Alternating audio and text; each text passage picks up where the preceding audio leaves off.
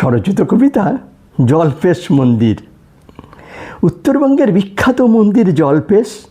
শিবরাত্রিতে লাখো শত ভক্তের হয় সমাবেশ। ভক্তরা ভগবান শিবের উপর করেন বর।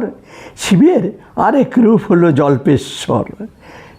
ভগবান শিব অল্পেতেই হন রুষ্ট।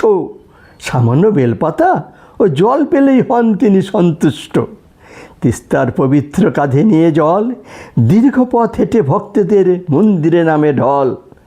ভক্তদের মুখে মুখে চলে বল, বোম বোম ভোলে বোম ভোলে বাবা পার করেগা। ঢেলে জল শিবলিঙ্গে ভক্তরা পুণ্য করেন পরিবারের সঙ্গে। শিবরাত্রিতে 10-12 দিন ব্যাপী চলে মেলা, সকাল থেকে রাত্রিবেলা। সুখ সমৃদ্ধি বৃদ্ধির বাহকরূপে খ্যাত এই মেলা। সারাদিন ধরে কেনা বেচা, মেলায় চলে নানা রকম খেলা। ভক্তদের কেনাকাটা যেন হয় না সারা। লক্ষ্মী লাভের আশায় রকমারি পসরা সাজায় দোকানিরা। জাতি ধর্ম বর্ণ নির্বিশেষে মেলা প্রাঙ্গণ করে গম গম। আজও নেপাল, ভুটান, আসাম, বাংলাদেশ ও বিহার থেকে ভক্তদের মেলায় হয় সমাগম। নয়তো দিল্লি, আগ্রা, ফতেপুর সিক্রি।